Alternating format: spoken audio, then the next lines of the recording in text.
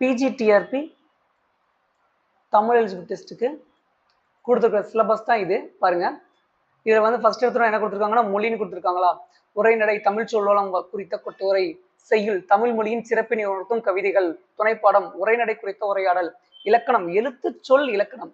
இப்போ இதெல்லாம் எங்கெங்க இருக்கு, இதெல்லாம் எங்க இருந்து வருது அப்படிங்கிறது நமக்கு வந்து கண்டிப்பா வந்து தெரிஞ்சாகணும். தெரிஞ்சாதான் நம்ம என்ன பண்ண முடியும், கரெக்டான ஒரு மெத்தட்ல வந்து நம்ம இதை படிக்க முடியுமா. அப்போ இது எங்க இருக்குன்னு பாருங்களேன். 10th புக்ல ஃபர்ஸ்ட் லெசன் என்ன கொடுத்துருக்காங்க, என்ன கொடுத்துருக்காங்க, மொழி. அப்ப அங்க மொழின்னு தானே இருந்துச்சு.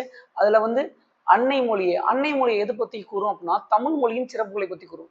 தமிழ் மொழியின் சிறப்புகள் பத்தி கூறும். அப்ப அந்த செகண்ட் லைன் என்ன கொடுத்துருந்தாங்க, தமிழ் மொழியின் சிறப்புகள் கொடுத்துருந்தாங்க, தமிழ் சொல்வளம் குறித்த கட்டுரை, தமிழ் சொல்வளம் குறித்த கட்டுரை.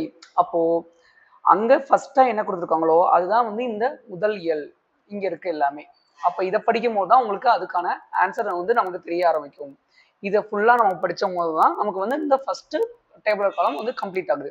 அடுத்து ரெண்டாவது பாருங்க, இயற்கை சுற்றுச்சூழல் அப்படின்னு கொடுத்துருக்காங்க. இதுல வந்து என்னது, இயற்கையின் கூறான காற்றின் தன்மைகள் குறித்த உரைநடை. அப்ப இங்க பாருங்களேன், 10th கேட்கிறதா இன்குரல்.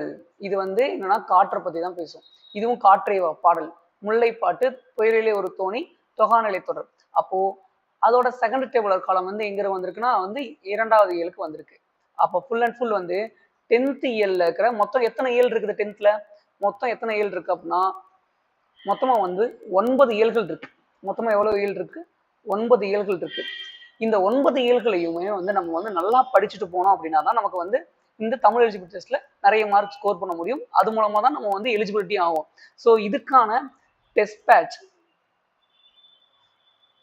Question bank and materials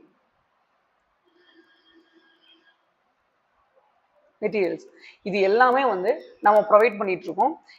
இதுல வந்து கரெக்டா வந்து டிஎன்பிசி படிச்சவங்களுக்கு தான் இதோட வேல்யூ வந்து நிறைய தெரியும்.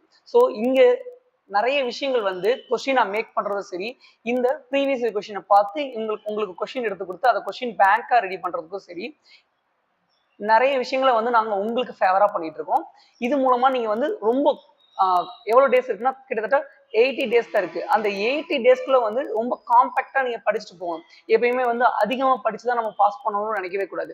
நம்ம வந்து இதை மட்டும் தான் படிக்கணும். ஆல்ரெடி கேட்ட கொஸ்டின்ஸ், அந்த கொஸ்டின்ஸ்க்கான விளக்கம், அதை வச்சு படிக்கும் போதே நமக்கு என்ன தெரியும், நம்ம ஈஸியா இந்த எக்ஸாம்ஸை வந்து கிளியர் பண்றதுக்கான வாய்ப்புகள் அதிகமா இருக்குன்னு தெரியும். ஸோ அந்த மாதிரி நீங்க வந்து பிளானை போடுங்க. அந்த பிளான் தான் உங்களுக்கு எப்பயுமே எக்ஸிக்யூட் ஆகும். சரிங்களா? ஸோ ஏதாச்சும் வந்து உங்களுக்கு டீட்டெயில்ஸ் தேவைப்படுது அப்படின்னா நீங்க அகாடமி நம்பரை கான்டாக்ட் பண்ணுங்க. தேங்க்யூ ஃபார் வாட்சிங்.